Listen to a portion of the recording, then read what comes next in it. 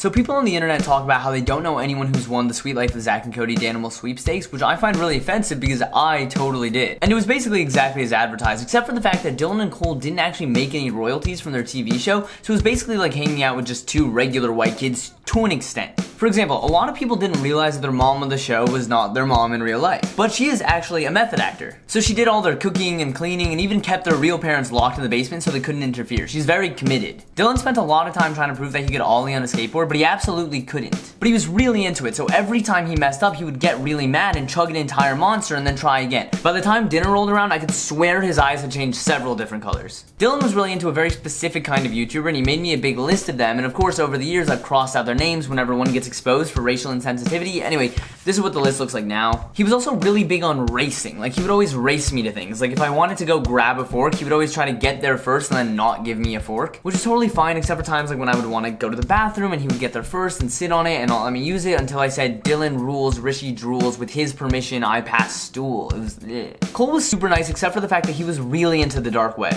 He said what he was doing was not technically reselling wildlife, but I chose not to ask any questions.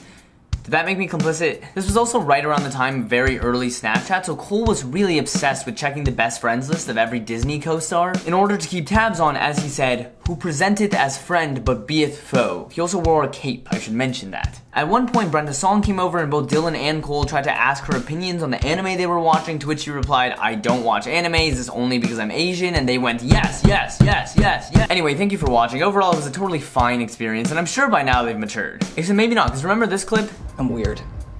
I'm a weirdo.